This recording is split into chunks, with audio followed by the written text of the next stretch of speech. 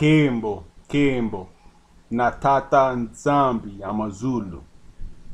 Sieme, to all the Bantus out there.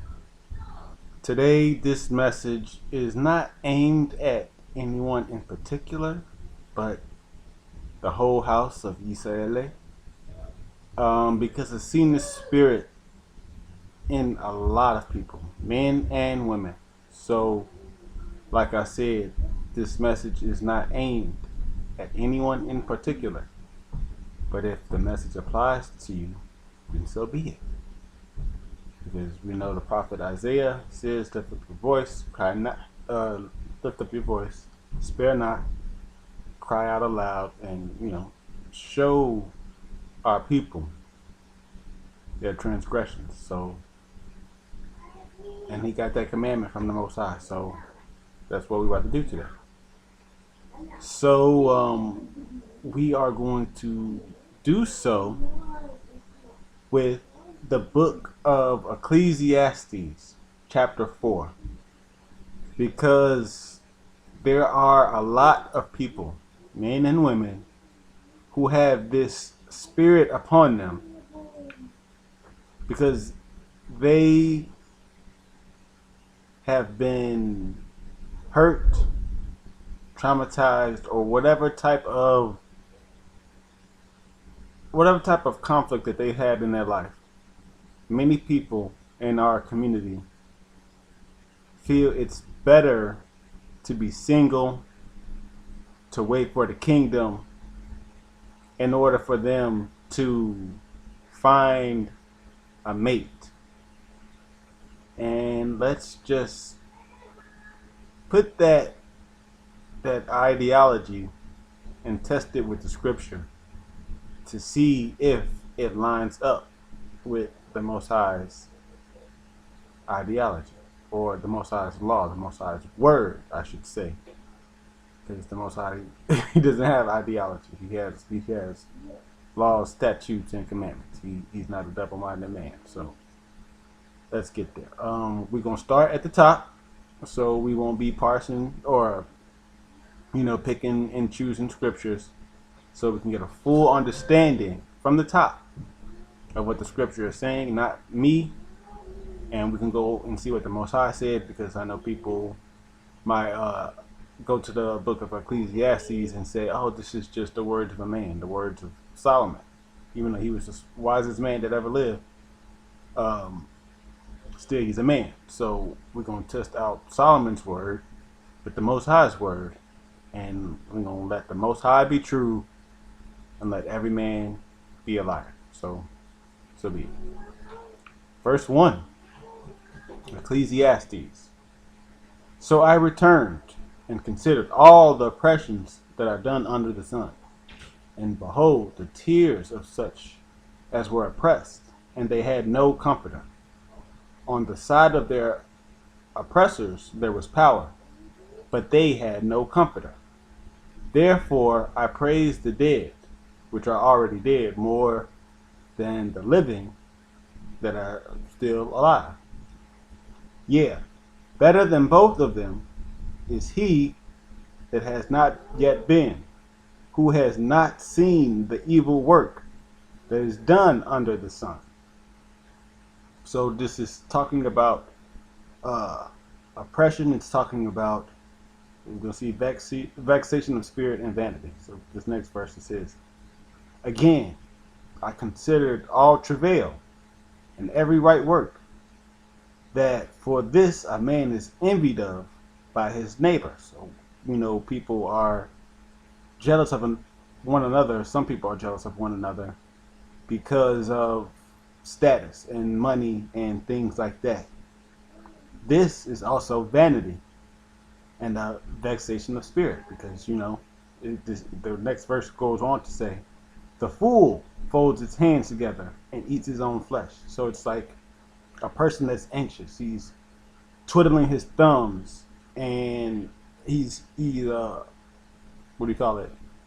Metaphorically biting at his fingers, because he's that thirsty, he's that hungry to get something, but he doesn't work.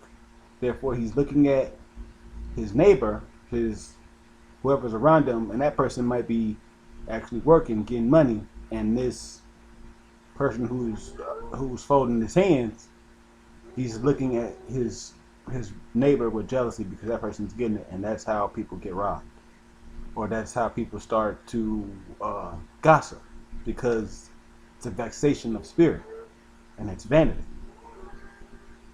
Better is a handful of quietness than both hands full with travail and vexation of spirit. So somebody might be rich, right? And he has a handful of things. He has many possessions. But within those possessions, he has a whole bunch of travail, and he is vexated in his spirit. But better than that person is somebody who's quiet, a handful of quietness. Then that person is better than somebody who might seem like they have it all, but inside they are travailing and have vexation of spirit. So then I returned, and I saw vanity under the sun. And this is the meat of what I was talking about. This whole fire. I'm even doing this video. This spirit that's upon people. There is one alone, and there is not a second.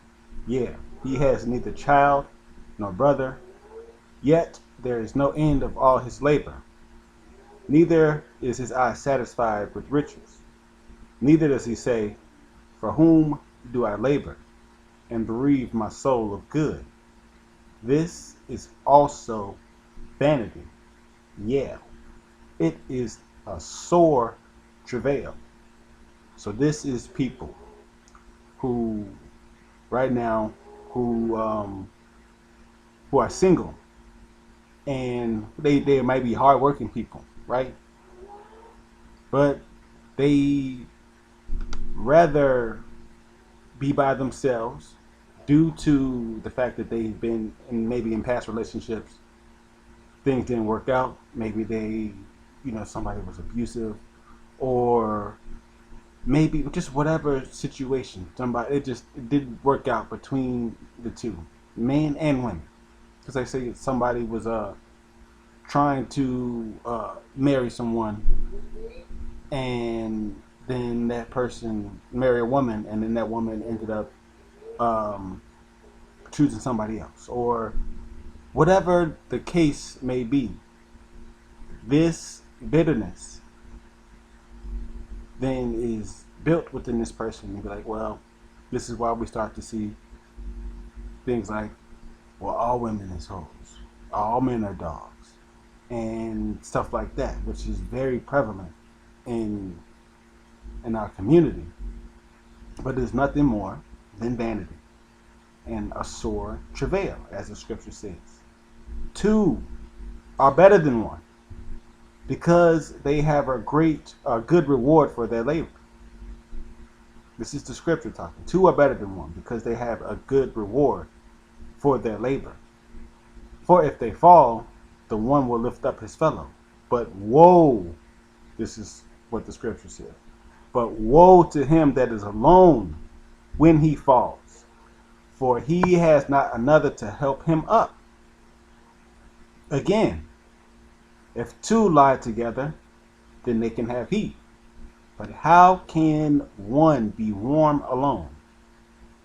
And this right here is for the people who don't like polygyny. And if one prevail against him, two shall withstand him. And a threefold cord is not quickly broken. So it's hard to come between three people. A man and his two wives. It's hard to come between them if they all love each other. It's hard to come between two people when they love each other and they're going to do whatever it takes to protect each other. But it's much easier to go against one person. If somebody's prevailed against one person, that's what it is. It's one-on-one. And hey, what you going to say to that? And if you're like me and you live in Chicago, and say you're living alone where it gets cold, it says if two lie together, they can have heat. But how can one be a warm alone? I guess people nowadays, they'll get their heaters and they do whatever they do to have to be alone. They will do it because they have sore travail. They also have vanity, and they are vexated in their spirit. For what the scripture says, it says, better is a handful with quietness than both hands full with travail and vexation of spirit. So people, you might be out there getting it. You single and you ain't got no other responsibilities. You getting all that money. You getting all that money. But what the scripture said, there's one alone, and there's not a second. Yeah, he has neither child nor brother. Yet there is no end of all his labor. Neither is his eye satisfied with riches. So you out there getting all this money. Neither does he say, for whom do I labor? It's like, what am I doing all this work for? Who I have nobody to share it. I bereave my soul of all this good. I have nobody to share it with. This is also vanity. It is a sore travail, and it's a spirit of bitterness. People out here hurt.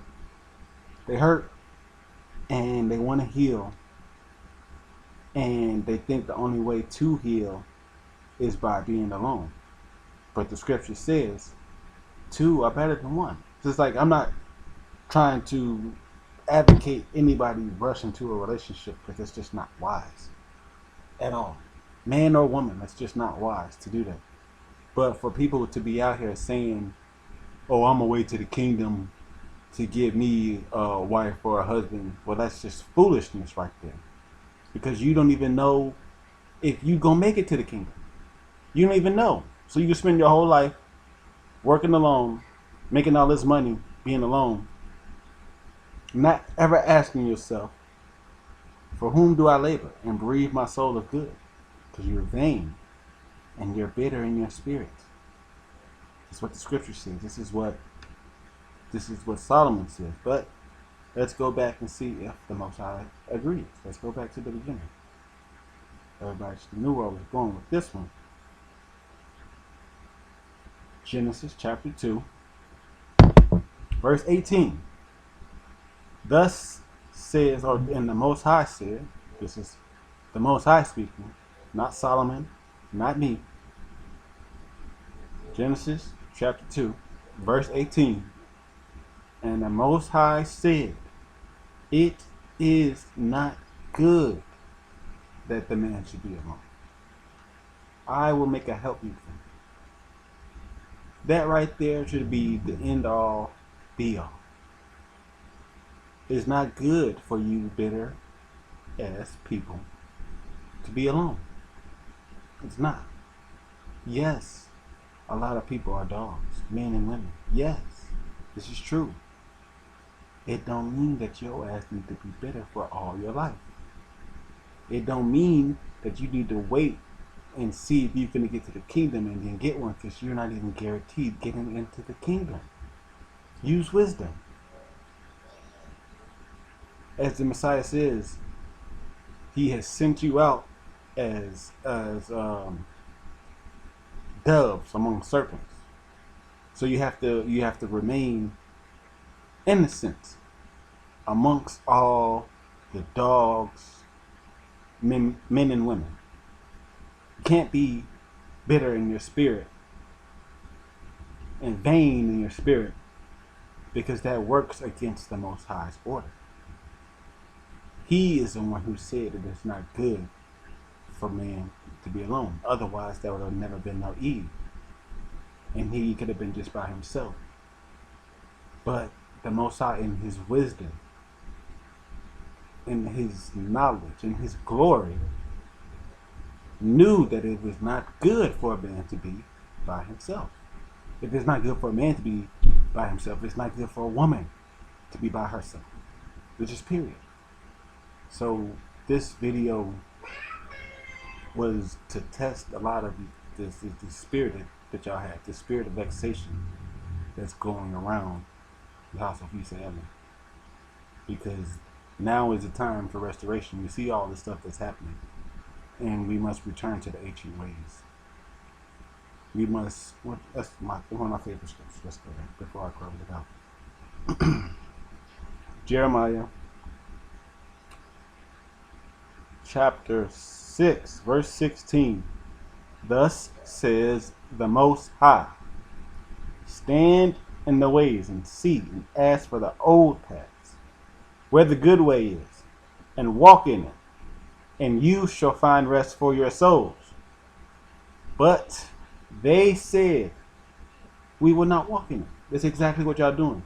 You're bitter in your spirit, and you don't want to walk in the ways that the Most High commanded you from the beginning. And then got the nerve to be calling yourself Israel. Like, this is what the Most High has to deal with within His own people. So this is me trying to wake y'all up. Like, understand. Like I said, this message is not meant for nobody in particular, but if the shoe fits, then so be it. Cinderella or Prince Charming, whatever you want to call yourself. But seek the ancient ways. Stop saying you're not going to walk in them. Walk in them and you shall find rest for your souls. And that's it. Kimbo, Natata and Zambi, Yamazulu.